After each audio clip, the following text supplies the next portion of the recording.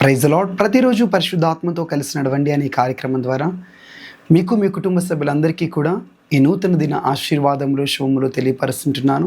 అందరూ కూడా బాగున్నారా? ఈ ఉదయాన్నే లేచి దేవుని వాగ్దానాన్ని వినడానికి ఆశతో ఎదురు చూస్తున్న నీతో ప్రభు మాట్లాడుతున్నటువంటి ప్రవచనాత్మకమైనటువంటి వాగ్దానపు వాక్కు, నీ జీవితంలో నువ్వు అనుభవిస్తున్న ప్రతి శాపమును కూడా ప్రభు ఆశీర్వాదంగా మారుస్తానని వాగ్దానం చేస్తున్నారు. జకర్యా గ్రంథము 8వ అధ్యాయము 13వ వచనం. మీరు నేలాగు శాపాస్పదమై ఉంటిరో అలాగే మీరు ఆశీర్వాదాస్పదమగునట్లు నేను మిమ్మును రక్షింతును. హల్లెలూయా. మీ ప్రతి శాపమును కూడా దేవుడు ఆశీర్వాదంగా మారుస్తానని వాగ్దానం చేస్తున్నాడు. మీ జీవితంలో ఏది ప్రారంభించినా నష్టము కీడు చూస్తున్నారేమో, మీ కుటుంబ సభ్యులలో మరణములను అనుభవిస్తున్నారేమో, మరణమును శాపమును రోగపరమైనటువంటి శాపమును కీడును అనుభవిస్తున్నారేమో, వివాహముల విషయమై చాలా సంవత్సరాలు గడుస్తుంది కానీ ఇంకా వివాహములు జరగడం లేదు, గర్భఫల విషయమై మూయబడి ఉన్నది, సంవత్సరములు గడిచిపోతున్నాయి, ఇంకా ఏ ఆశీర్వాదం లేదు, సంతానం లేదు. ఈ విధంగా ఏ ఏ కోణములలో అయితే మీరు శాపమును చూస్తున్నారో ప్రభు చెప్తున్నారు, మీ చుట్టూ ఉన్నటువంటి ప్రజలు మీ జీవితంలో శాపాన్ని ఇప్పుడు చూస్తున్నారు, కానీ వారు చూస్తున్న ప్రతి శాపము, నీవు అనుభవిస్తున్న ప్రతి శాపమును కూడా నేను ఆశీర్వాదకరంగా మార్చివేయబోతున్నాను. హల్లెలూయా. ఇప్పుడు మీ వ్యవసాయంలో, మీ వ్యాపారంలో, మీ ఉద్యోగములలో, మీ యొక్క పిల్లల విషయమై చూస్తున్న ప్రతి శాపము కూడా ఆశీర్వాదకరంగా మారిపోబోతున్నది.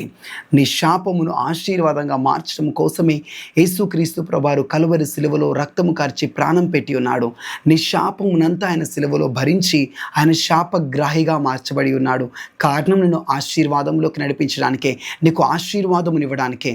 రాకు థాల్బాసేకే నేను ప్రవచిస్తూ పలుకుతున్నాను, మీ జీవితంలో ఇక శాపగ్రస్తమైన దినములు ముగింపబడ్డాయి. మీరు ఇక ఆశీర్వాదంలోనికి ప్రవేశిస్తున్నారు. మీ జీవితంలో ఇక ఆశీర్వాదం ప్రారంభము కాబోతున్నది. మీ ముందున్నటువంటి ప్రతి శపితమైనటువంటి అనుభవాలు, శపితమైన దినములు, శపితమైనటువంటి ప్రతి స్థితిగతులు, ప్రతిదీ కూడా దీవెనకరంగా మార్చివేయబడుతున్నాయి. చేదైన నీళ్ళు ఒక్క క్షణములో ఏ విధంగా అయితే తీయటి నీళ్ళుగా మార్చబడ్డాయో, సేమ్ మీ జీవితంలో ప్రతి శాపం అనే చేదు ఇప్పుడే కల్వరి సిలువ రక్తం ద్వారా కొట్టివేయబడి మధురమైనటువంటి ఆశీర్వాదంగా మార్చివేయబడుతున్నది. ఈ నెలలోనే, ఈ వారంలోనే మీ జీవితంలో నిత్యముగా ఉద్యోగములు లేని వారు ఉద్యోగములు పొందుకుంటారు. మంచి ఫోన్ కాల్స్ని మీరు చూస్తారు. యేసు నామములో మూయబడిన గర్భములు తెరవబడుతున్నాయి. ఒకటే ప్రాఫిటిక్ వర్డ్, ఎవ్రీ కర్స్, ప్రతి శాపము కూడా ఆశీర్వాదకరంగా మార్చబడుతున్నది. శుభవార్తను మీరు వినబోతున్నారు. మంచి మంచి సాక్ష్యములు మీరు చెప్పబోతున్నారు. నిత్యముగా ఈ వాగ్దానం మీ జీవితంలో నెరవేర్పు జరుగును గాక. కళ్ళు మూసుకొని ప్రార్థన చేద్దామా. లార్డ్ జీసస్, మీకు స్తోత్రములు.